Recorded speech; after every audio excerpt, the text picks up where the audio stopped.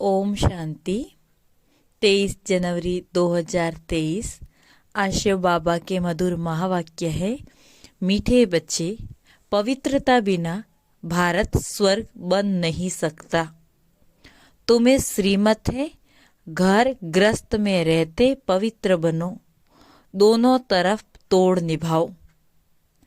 प्रश्न, दूसरे सत्संगों में व आश्रमों से यहाँ की कौन सी रस्म बिल्कुल न्यारी है? उत्तर, उन आश्रमों में मनुष्य जाकर रहते हैं, समझते हैं संग अच्छा है, घर आदि का हंगामा नहीं है, एम ऑब्जेक्ट कुछ नहीं। परंतु यहाँ तो तुम मर्जीवा बनते हो, तुम्हें घर बार नहीं छुड़ाया जाता। घर में रहकर तुम्हें ज्ञान अमृत पीना है, रूहानी सेवा करनी है। यह रस्म उन सत्संगों में नहीं है। ओम शांति। बाप बैठ बच्चों को समझाते हैं, क्योंकि बच्चे जानते हैं कि यहाँ बाप ही समझाते, इसलिए घड़ी घड़ी शिव भगवानुवाच कहना भी अच्छा नहीं लगता। वह गीता सुनाने वाले कहेंगे कृष्ण भगवानुवाच, वह तो होकर गए हैं।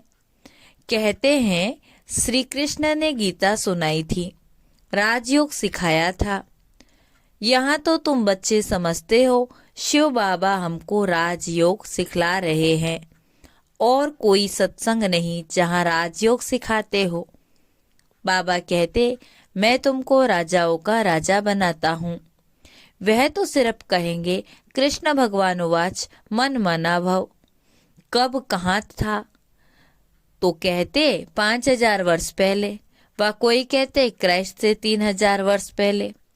2000 वर्ष नहीं कहते, क्योंकि 1000 वर्ष जो बीच में है उसमें इस्लामी बोधी आदि आए। तो क्राइस्ट से 3000 वर्ष पहले सतयुग सिद्ध हो जाता। हम कहते हैं आज से 5000 वर्ष पहले गीता सुनाने वाला भगवान आया था और आकर देवी देवता धर्म स्थापन किया था। अब 5000 वर्ष के बाद फिर से उनको आना पड़े। यह है 5000 वर्ष का चक्र। बच्चे जानते हैं यह बाप इस द्वारा समझा रहे हैं। दुनिया में अनेक प्रकार के सत्संग हैं जहां मनुष्य जाते हैं। कोई आश्रमों में जाकर रहते भी हैं, तो उनको ऐसे नहीं कहेंगे कि मात पिता पास जाए जन्म लिया व उनसे कोई वर्षा मिलता नहीं। सिर्फ वह संग अच्छा समझते हैं। वहाँ घर आदि का कोई भी हंगामा नहीं होता। बाकी एम ऑब्जेक्ट तो कुछ भी नहीं है। यहाँ तो तुम कहते हो हम मात पिता के पास आए हैं, यह है तुम्हारा मर्जीवा जन्म। वह लोग बच्चे को एडाप्ट करते हैं तो वह जाकर उसका घर बसाता है। यहाँ वह रस्म नहीं है कि पियर घर ससुर घर को छोड़ यहाँ आकर बैठे, यह हो नहीं सकता। यहाँ तो ग्रस्त में रहते कमल फूल समान रहना है। कुमारी है वह कोई भी है, उनको कहा जाता घर में रहे रोज ज्ञान अमृत पीने आओ, नॉलेज समझकर फिर औरों को समझाओ, दोनों तरफ तोड़ निभाओ। ग्रस्त व्यवहार में भी रहना है, अंत तक दोनों तरफ निभाना है। अंत में यहाँ रहे या वहां रहे, मौत तो सभी को आना है। कहते हैं राम गयो रावण गयो, तो ऐसे नहीं कि सभी को यहाँ आकर रहना है। यह तो निकलते तब हैं जब विष के लिए उन्हों को सताया जाता। कन्याओं को भी रहना घर में है, मित्र संबंधियों की सेवा करनी है, सोशल वर्कर तो बहुत हैं। गवर्नमेंट इतने सबको तो अपने पास रख नहीं सकती। वह अपने ग्रस्त व्यवहार में रहते हैं, फिर कोई न कोई सेवा भी करते हैं। यहाँ तुमको रूहानी सेवा करनी है, ग्रस्त व्यवहार में भी रहना है। हाँ, जब विकार के लिए बहुत तंग करते हैं तो आकर ईश्वरीय शरण लेते। यहाँ विष के कारण बच्चियां मार बहुत खाती, और कहाँ भी यह बात नहीं है। यहाँ तो पवित्र रहना पड़ता है, गवर्नमेंट भी पवित्रता चाहती है, परंतु ग्रस्त व्यवहार में रहते पवित्र बनाने की ताकत ईश्वर में ही रहती है। समय ऐसा है जो गवर्नमेंट भी चाहती है कि बच्चे जास्ती पैदा न हो, क्योंकि गरीबी बहुत है, तो चाहते हैं भारत में पवित्रता हो, बच्चे कम हो। बाप कहते हैं बच्चे पवित्र बनो तो पवित्र दुनिया के मालिक बनेंगे। यह बात उन्हों की बुद्धि में नहीं है। भारत पवित्र था, अब अपवित्र है।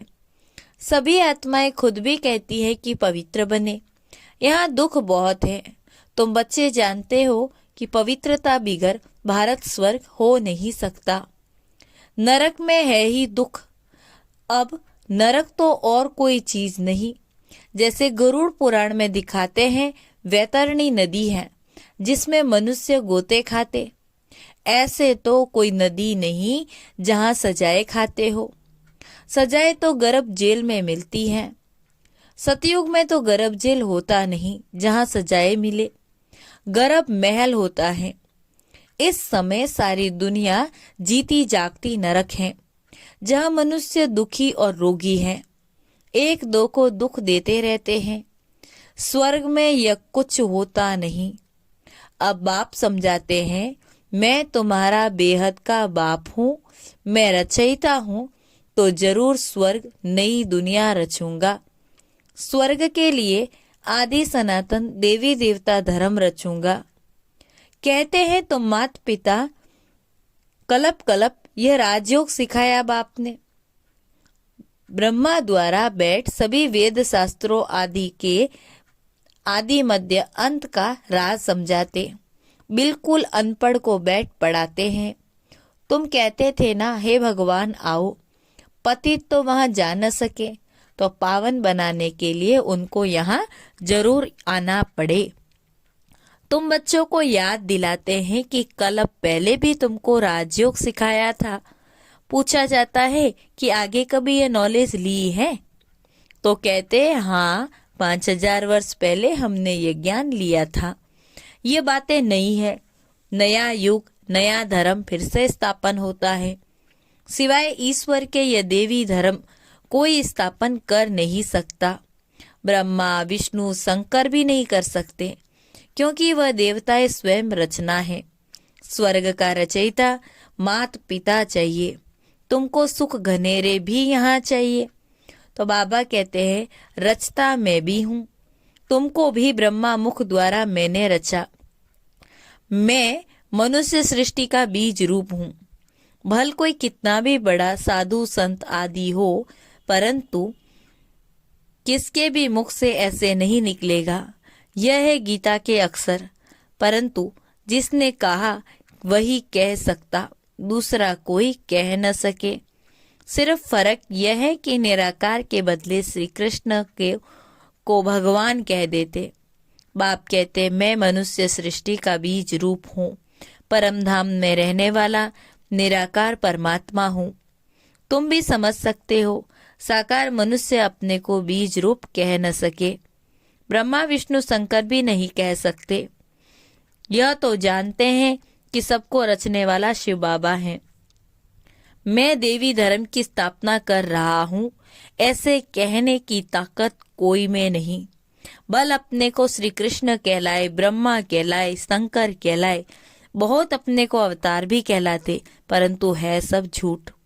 यहाँ आकर जब सुनेंगे तो समझेंगे बरोबर बाप तो एक है, अवतार भी एक है, और वह कहते हैं मैं तुमको साथ ले जाऊंगा। ऐसे कहने की ताकत कोई में भी नहीं है। 5000 वर्ष पहले भी गीता के भगवान शिव बाबा ने कहा था, जिसने ही आदि सनातन धर्म की स्थापना की थी, वही अब कर रहे हैं। गाया हुआ है, मच्छरों सदृश्य आत्माएं जाएगी। तो बाप गाइड बन सभी को आए हैं लिबरेट करते। अब कलयुग का अंत है, उसके बाद सतयुग आना है, तो जरूर आकर पवित्र बनाए, पवित्र दुनिया में ले जाएगा। गीता में कुछ न कुछ अक्षर हैं। समझते हैं इस धर्म के लिए शास्त्र तो चाहिए ना, तो गीता शास्त्र बैठ बनाया। सर्वशास्त्रमयी शिरोमणि नंबर 1 माता परंतु नाम बदल लिया। बाप जो इस समय एक्ट करते हैं वह थोड़े ही द्वापर में लिखेंगे। गीता फिर भी वही निकलेगी। ड्रामा में वही गीता नूंदी हुई है। जैसे बाप फिर से मनुष्य को देवता बनाते, वैसे शास्त्र भी बाद में कोई फिर से बैठ लिखेंगे। सतयुग में कोई शास्त्र नहीं होगा। बाप सारे चक्र का राज बैठ समझाते हैं। तुम समझते हो हमने ये 84 जन्मों का चक्र पूरा किया। आदि सनातन देवी देवता धर्म वाले ही मैक्सिमम 84 जन्म लेते हैं। बाकी मनुष्यों की तो बाद में वृद्धि होती है, वह थोड़े इतने जन्म लेंगे। बाप इस ब्रह्मा मुख से बैठ समझाते हैं, यह जो दादा है जिसका हमने तन लोन लिया वह भी अपने जन्मों को नहीं जानते थे। यह है व्यक्त प्रजापिता ब्रह्मा, वह है अव्यक्त। तो है तो दोनों एक ही। तुम भी इस ज्ञान से सूक्ष्म वतनवासी फरिश्ते बन रहे हो। सूक्ष्म वतनवासियों को फरिश्ते कहते क्योंकि वह हड्डी मांस नहीं है। ब्रह्मा विष्णु शंकर जी को भी हड्डी मांस नहीं है। फिर उन्हों के चित्र कैसे बनाते? शिव का भी चित्र बनाते, है तो स्टार ना, उनका भी रूप बनाते। ब्रह्मा विष्णु शंकर तो सूक्ष्म है। जैसे मनुष्यों का बनाते वैसे शंकर का तो बना न सके क्योंकि उनका हड्डी मांस का शरीर नहीं है। हम तो समझाने के लिए ऐसे स्थूल बनाते, परंतु तुम भी देखते हो कि वह तो सूक्ष्म में है। अच्छा, मीठे मीठे सिकिलदे बच्चों प्रति माता पिता बाप दादा का याद प्यार और गुड मॉर्निंग। रूहानी बाप की रूहानी बच्चों को नमस्ते। हम रूहानी बच्चों की रूहानी बाप दादा को याद प्यार गुड मॉर्निंग और नमस्ते नमस्ते नमस्ते।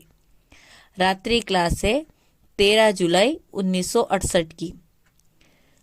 मनुष्य दो चीज तो जरूर चाहते हैं, एक शांति तो दूसरा सुख। विश्व में शांति और अपने लिए शांति। विश्व पर सुख व अपने लिए सुख की राह व चाह रहती मनुष्यों को। तो पूछना होता है कि अभी अशांति है तो जरूर कभी तो शांति हुई होगी, परंतु वह कब और कैसे होती, अशांति क्यों हुई, यह कोई को भी पता नहीं है क्योंकि घोर अंधियारे में है।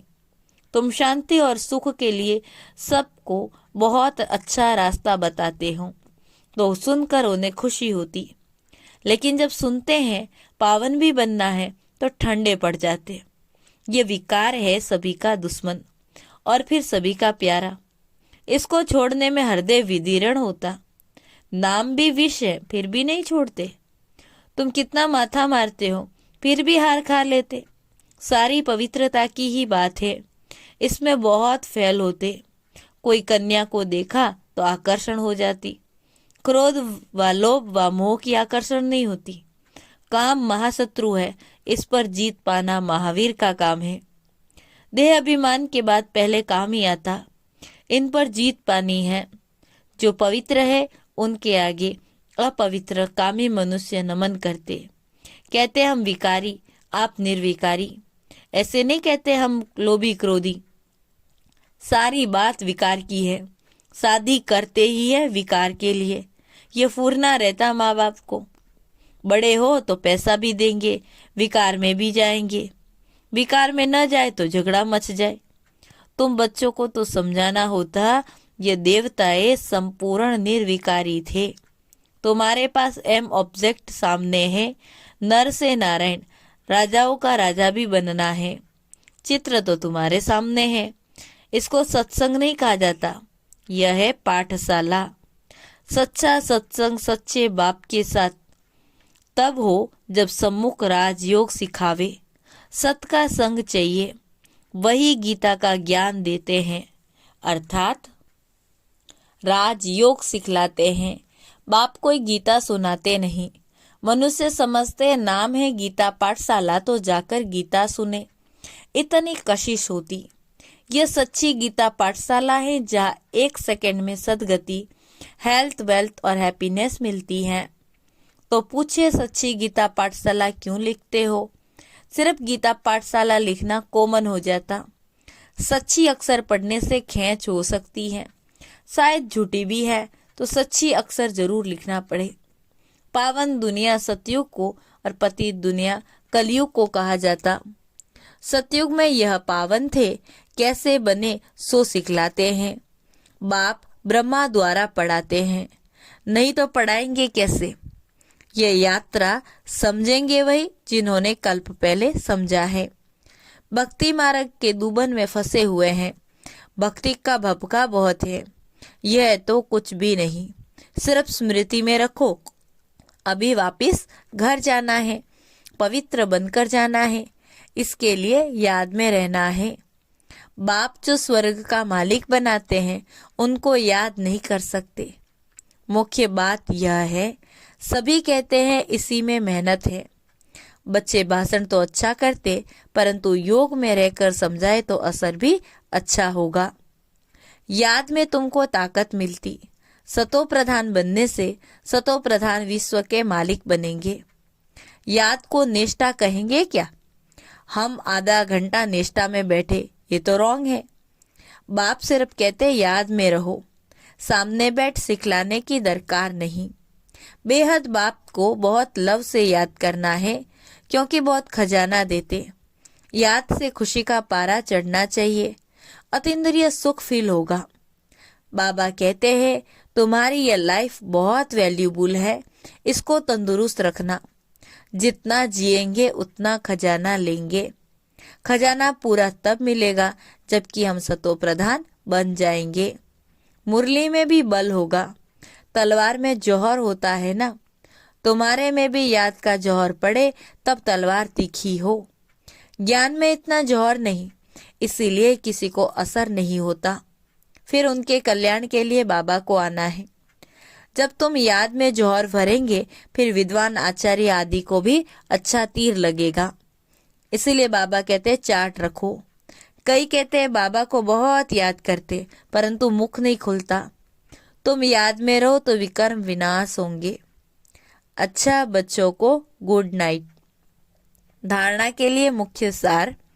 पहली पॉइंट, घर में रहते भी रूहानी सेवा करनी है, पवित्र बनना और बनाना है। दूसरी पॉइंट, इस जीते जागते नरक में रहते हुए भी बेहद के बाप से स्वर्ग का वर्षा लेना है, किसी को भी दुख नहीं देना है। आज का वरदान, अपनी सर्व विशेषताओं को कार्य में लगाकर उनका विस्तार करने वाले सिद्धि स्वरूप भव। अपनी सर्व विशेषताओं को कार्य में लगाकर उनका विस्तार करने वाले सिद्धि स्वरूप भव। विस्तार है, जितना जितना अपनी विशेषताओं को मनसा सेवा व वाणी व कर्म की सेवा में लगाएंगे तो वही विशेषता विस्तार को पाती जाएगी। सेवा में लगाना अर्थात एक बीज से अनेक फल प्रकट करना। इस श्रेष्ठ जीवन में जो जन्म सिद्ध अधिकार के रूप में विशेषता मिली है, उनको सिर्फ बीज के रूप में नहीं रखो, सेवा की धरनी में डालो तो फल स्वरूप अर्थात सिद्धि स्वरूप का अनुभव करेंगे। आज का स्लोगन है, विस्तार को न देख सार को देखो और स्वयं में समा लो, यही तीव्र पुरुषार्थ है। विस्तार को न देख सार को देखो और स्वयं में समा लो, यही तीव्र पुरुषार्थ है। ओम शांति।